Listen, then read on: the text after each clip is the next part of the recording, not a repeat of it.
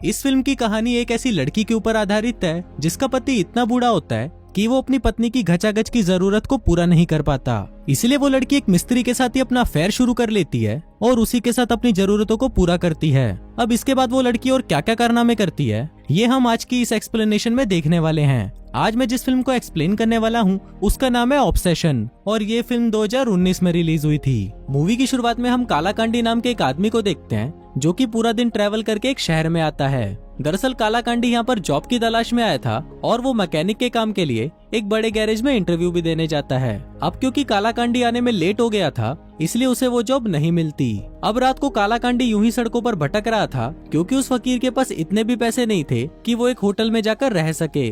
इसीलिए वो आराम करने के लिए सड़क के किनारे एक बेंच के ऊपर ही बैठ जाता है। वहीं दूसरी तरफ हम एक बूढ़े आदमी को देखते हैं जो कि अपनी कार की तरफ जा रहा था, लेकिन तभी एक चोर वहां पर आता है और उसके ऊपर हमला कर देता है। उधर कालाकांडी भी ये सब देख रहा था इसलिए वो भागकर उस बूढ़े के पास आता है और उसकी मदद करने लगता है। वहीं कालाकांडी को देखकर चोर की फटकर 64 हो जाती है इसलिए वो वहाँ से भाग जाता है। फिर कुछ देर बाद वहाँ पर पुलिस भी पहुंच जाती है और यहाँ पर हमें पता चलता है कि इस बूढ़े आदमी का नाम खटमल है। अब खटमल पुलिस को सभी बातें बता ही रहा होता है पर तभी हम देखते हैं कि वहाँ पर खटमल की पटाखा वाइफ ढोलकी आ जाती है। ढोलकी दिखने में इतनी ज्यादा खूबसूरत थी कि कालाकांडी उन दोनों को देखकर सदमे में चला जाता है और सोचता है कि इस सूखे हैंडपंप को इतनी पटाखा लड़की मिली कैसे। तभी खटमल कालाकांडी को ढोलकी से मिलवाता है और क्योंकि कालाकांडी ने उसकी जान भी बचाई थी इसलिए वो दोनों उसे अपने घर पर डिनर के लिए इन्वाइट करते हैं। इसके बाद हम देखते हैं कि डिनर करते वक्त खटमल कालाकांडी से उसके बारे में पूछने लगता है, जिस पर कालाकांडी उसे बताता है कि वो यहाँ पर एक गैरेज में काम करने आया था पर उसे वो जॉब नहीं मिली। अब ये सुनते ही खटमल उसे बताता है कि मेरा भी एक गैरेज है और मुझे वहाँ पर काम करने के लिए एक आदमी की जरूरत है। खटमल कालाकांडी को बहुत ही अच्छी सैलरी ऑफर करता है और साथ ही उसे रहने के लिए गैरेज में एक रूम भी दे देता है। अब क्योंकि ये ऑफर बहुत ही ज्यादा बढ़िया था इसलिए कालाकांडी भी काम करने के लिए राजी हो जाता है। फिर रात को ढोलकी खटमल से कालाकांडी के बारे में पूछने लगती है जिससे हमें पता चलता है कि ढोलकी उसके आने से बिल्कुल भी खुश नहीं थी। बाहर कालाकांडी भी उन दोनों की बातें सुन रहा था और वो अपने बारे में ये बातें सुनकर रोने लगता है। फिर अगली सुबह खटमल कालाकांडी को अपना गैरेज दिखाता है और उसे वहाँ पर क्या क्या काम करना है वो सभी काम उसे समझा देता है। फिर इसके बाद खटमल उसे अपना एक प्रोजेक्ट दिखाता है जिस पर वो काफी दिनों से काम कर रहा था। दरअसल खटमल ये गाड़ी अपनी वाइफ को गिफ्ट करना चाहता था पर क्योंकि इस कार का एक पार्ट मिसिंग था इसलिए वो अपने इस प्रोजेक्ट को अभी तक पूरा नहीं कर पाया। अब इसके बाद से कालाकांडी खटमल के गैराज में बहुत ही मेहनत से काम करता है जिससे वो खटमल का दिल जीत लेता है। इसी दौरान हम ये भी देखते हैं कि जब कालाकांडी गैरेज में काम कर रहा होता है तब खटमल की वाइफ ढोलकी उसे छुप छुप कर देखती रहती है। फिर कुछ ही दिनों में कालाकांडी भी ये बात नोटिस कर लेता है जिसके बाद वो भी उसे देखने लग जाता है। वो सोचता है कि शायद ढोलकी उसे इसलिए देख रही है क्योंकि वो उसके साथ घचाघच मचवाना चाहती है। अब ऐसे ही कुछ दिन बीत जाते हैं और फिर एक दिन ढोलकी कालाकांडी के पास आती है और उसे बोलती है कि तुम मुझे ऐसे देखना बंद करो नहीं तो मैं तुम्हें काम से निकाल दूंगी। पर इस पर कालाकांडी उसे बोलता है कि तुम तो इतनी खूबसूरत हो तो तुम इस सूखे हैंडपंप के साथ क्या कर रही हो जो तुम्हारे कुएं में पानी तक नहीं डाल सकता। पर इस पर ढोलकी उसे बोलती है कि मैं अपने हस्बैंड से बहुत प्यार करती हूँ। पर तभी कालाकांडी ये बात सुनकर हंसने लगता है और वो उसे बोलता है कि आज रात मेरा ढोलकी बजाने का बहुत मन कर रहा है, क्या मैं बजा सकता हूँ। पर इस पर ढोलकी उसे कोई भी जवाब नहीं देती और वहाँ से चली जाती है। फिर उसी रात डिनर के बाद हम देखते हैं कि खटमल कालाकांडी को उसके किचन में से वाइन के गिलास लाने के लिए बोलता है। किचन के अंदर ढोलकी भी थी और फिर जब कालाकांडी वहाँ पर गिलास लेने के लिए जाता है तो ढोलकी को देखकर उससे रहा नहीं जाता और वो उसके पास आकर उसे छूने लगता है। अब ढोलकी भी इस चीज को काफी एंजॉय कर रही थी पर तभी खटमल कालाकांडी को आवाज लगाता है और वो अपने इस प्रोसेस को बीच में ही रोककर वहाँ से चला जाता है। फिर अगली सुबह हम देखते हैं कि कालाकांडी खटमल को एक एड्रेस देता है और बताता है कि उसे उसकी कार का मिसिंग पार्ट यहाँ से मिल जाएगा।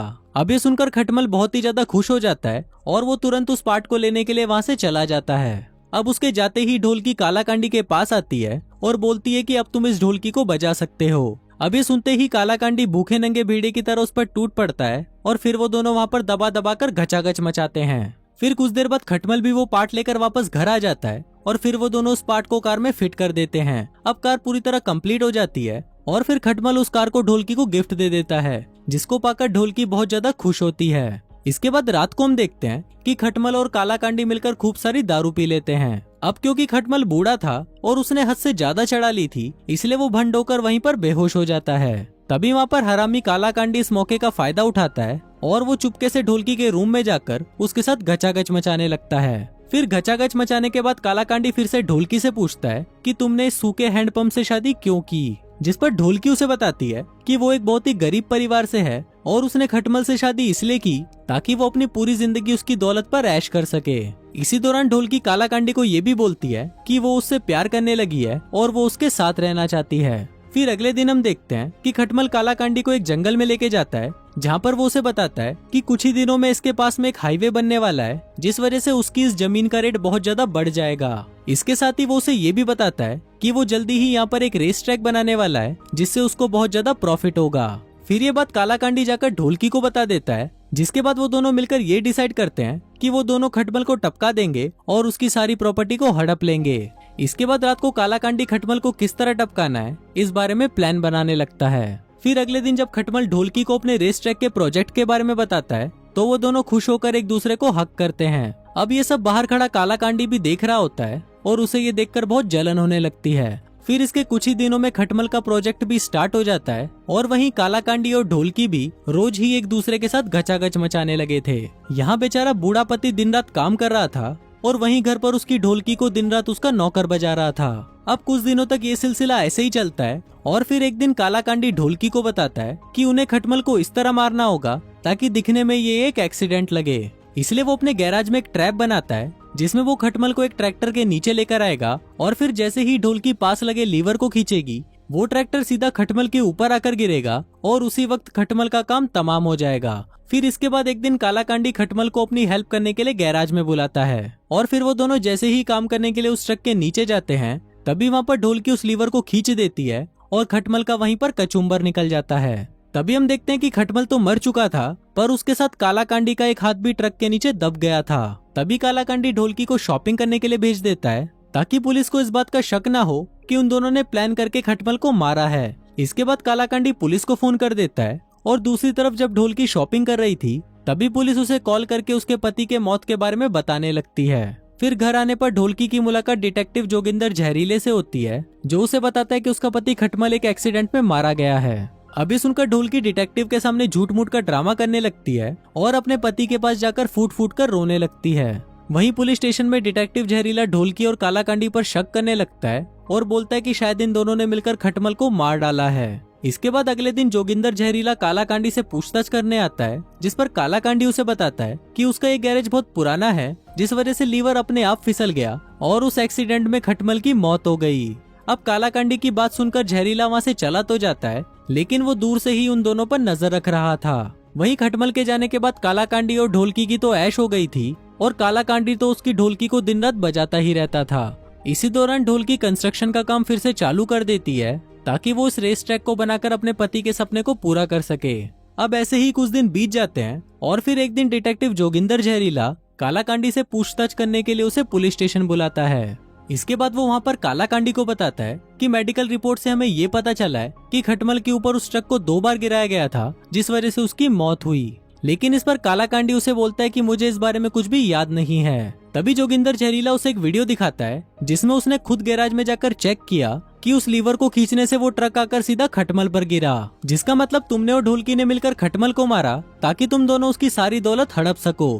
पर अब क्योंकि जहरीले के पास कालाकांडी के खिलाफ कोई पक्का सबूत नहीं था, इसलिए वो उस वक्त उसे जाने देता है। फिर उसी रात हम देखते हैं कि घचाघच करने के बाद ढोलकी कालाकांडी को बताती है कि वो जल्दी ही उसके बच्चे की माँ बनने वाली है। अभी सुनकर कालाकांडी बहुत ज्यादा खुश हो जाता है और फिर रात को जब ढोलकी सो जाती है तो हम देखते हैं कि कालाकांडी बहुत ही ध्यान से कुछ सोच रहा होता है। इसके बाद अगले दिन कालाकांडी खुद ही जोगिंदर जहरीले के पास जाता है और उसे सब कुछ सच बता देता है कि उसने ही पैसों के लिए खटमल को मारने का प्लान बनाया था। अब उसके इस कन्फेशन को सुनकर पुलिस उसे पकड़ लेती है और उसे जेल में बंद कर देती है। वहीं दूसरी तरफ हम ढोलकी को देखते हैं, जिसे नींद से उठने के बाद एक लेटर मिलता है जो कालाकांडी उसके लिए छोड़कर गया था। उस लेटर में उसने लिखा था कि उसने ढोलकी और अपने बच्चे की लाइफ बचाने के लिए खुद की लाइफ को सैक्रिफाइस कर दिया है। दरअसल कालाकांडी ने अपना पूरा बचपन अनाथ आश्रम में बिताया था और वो ये नहीं चाहता था कि उसका बच्चा भी अपना बचपन अनाथ आश्रम में बिताए, इसलिए उसने अपनी लाइफ को सैक्रिफाइस कर दिया ताकि उसका बच्चा अपनी माँ के साथ एक अच्छी लाइफ जी सके।